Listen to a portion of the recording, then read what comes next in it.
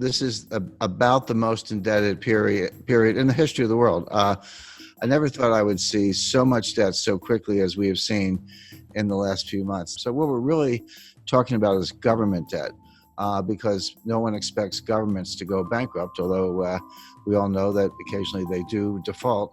We've seen many cases of that, but certainly not the United States or the UK or Spain or France. No one expects any of those countries to default anytime soon. But the way I think about debt is I use the debt to GDP ratio, because debt is not automatically a problem. It may be a problem or it may not be a problem. It all depends on how much income or output you have to service the debt. So just to give a simple example, let's say you have a credit card and you have a $50,000 balance on your credit card. You owe the bank $50,000. Is that a problem? Well, if you make $20,000, it's a big problem. You're probably going to go bankrupt. But if you make $200,000, you could probably, write a check and pay it off. So the answer as to whether the debt is a problem or not can only be thought about in relation to your income.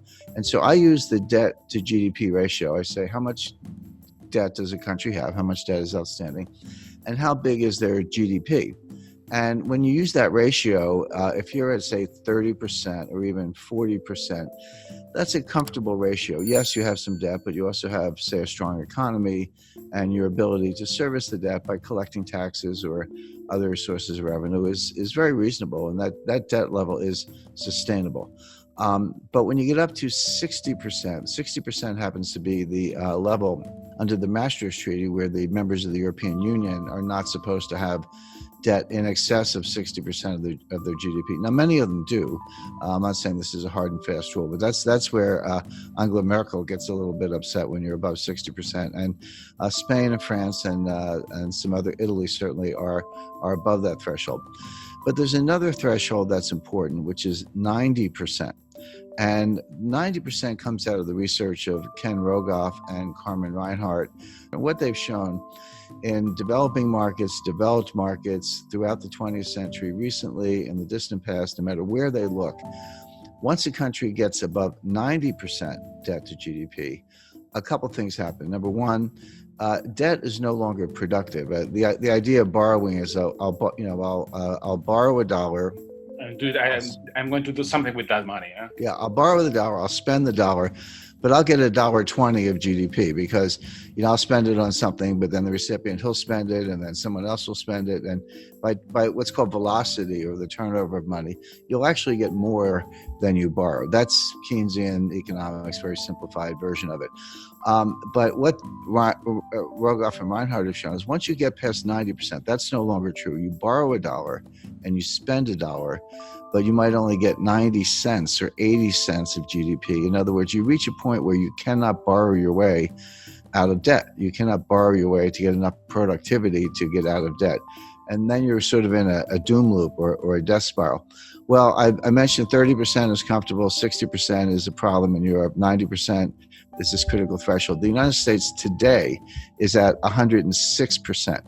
But we are very rapidly moving to 120%. When you take the additional $5 trillion of new deficit spending that the Congress has approved and put that on top, and bear in mind, the GDP has gone down, right? So your denominator is shrinking, your numerator is going up, which means the fraction is going up, and now the debt is well in excess of 100%. It's actually coming into 120%. So all of a sudden, the United States starts to look like Italy, or for that matter, Lebanon or Japan, which is the highest of all.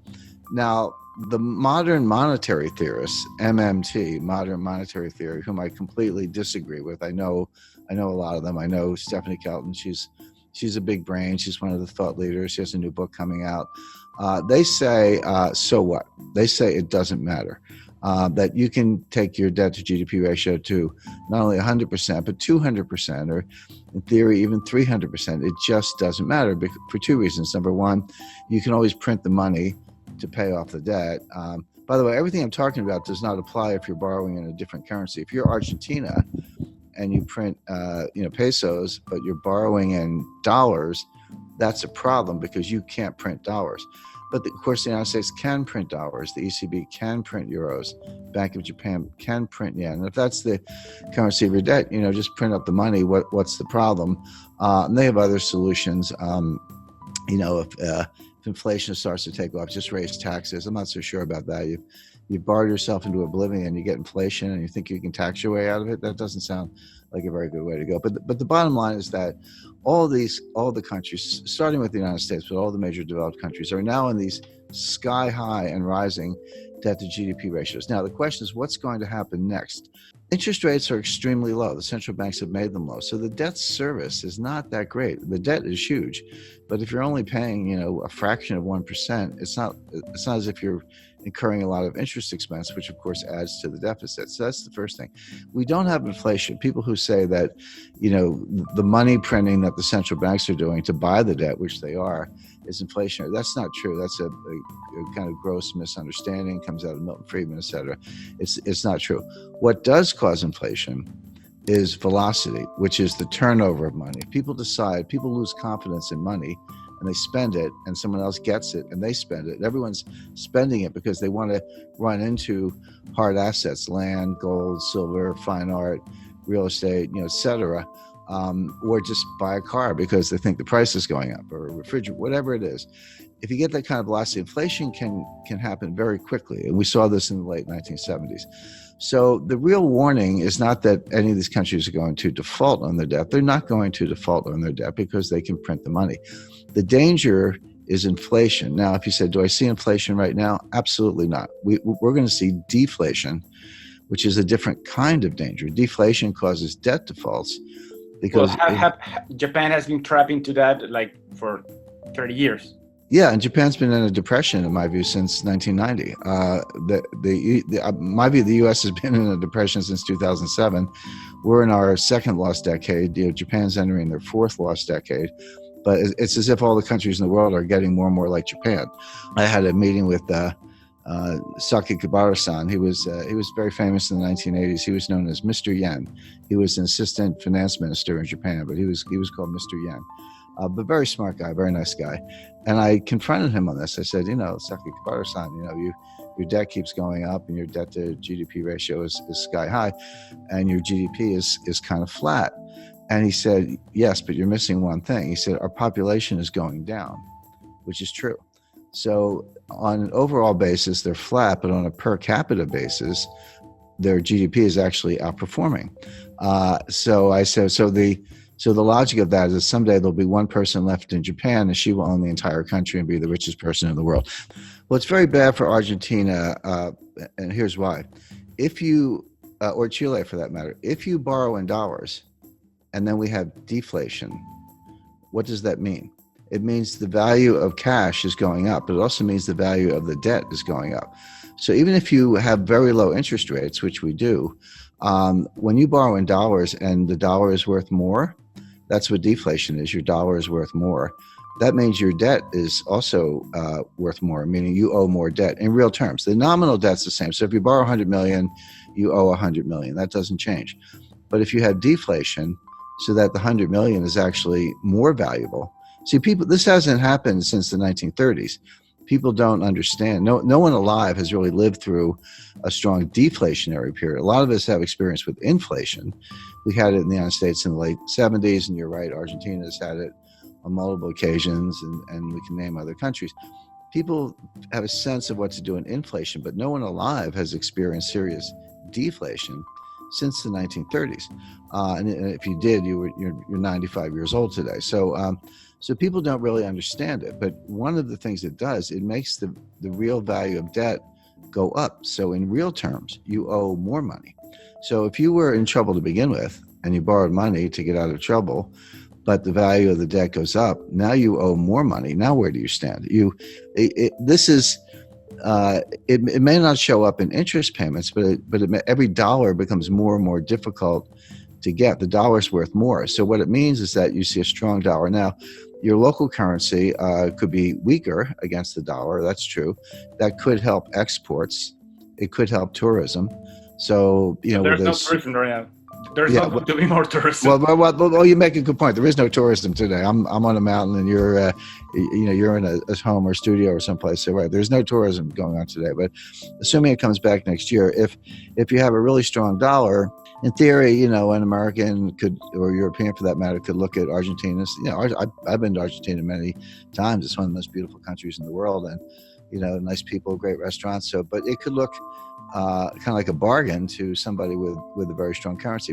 Sure. But that's not really Argentina's problem. Argentina needs more high-tech industry, more high-value-added industry. It needs to break out of what's called the middle income trap, where you get to a certain point, but you can't get past that point because you can't just do it with assembly style manufacturing jobs.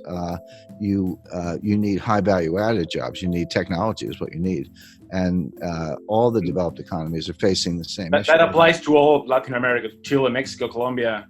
Correct, but it applies to most of Asia as well. This is China's problem. China's not going to continue the kind of growth we've seen over the last 20 years because they've used up that.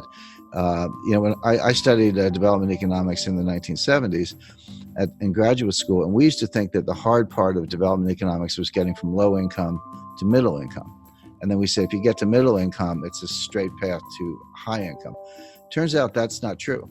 Getting from low income to middle income is actually pretty straightforward. You have to get rid of corruption and you need to ease up on regulation. But you can, if you have foreign direct investment and people come from the country to the cities and you do, kind of simple manufacturing, et cetera, you can get a really good export machine going and earn hard currency reserves. So that part's easy. The hard part is getting from middle income to high income, because it turns out you can't just do more of the same. You actually need more high value added. You need technology today, and that's what I would advise every country to be working on, including Argentina, where the Argentina has a very very highly educated workforce. I mean, Argentina would be a good case to why don't we make iPhones in Argentina instead of China, and we're going to bust up. The United States is going to bust up the supply chain to China. We're going to shut over time. Won't happen overnight, but we're going to pull those factories out or shut them down and move them elsewhere. So the question is, if I were advising any developing economy, I would say, how can I become a supplier to the United States? If they're going to get rid of China, which we are for a lot of reasons, I'd want to be in the list. And we're actually looking at Jordan as a country that could make cell phones. India is a big case because they have cheap labor. Argentina, I think, is a better candidate because they have a more highly educated workforce.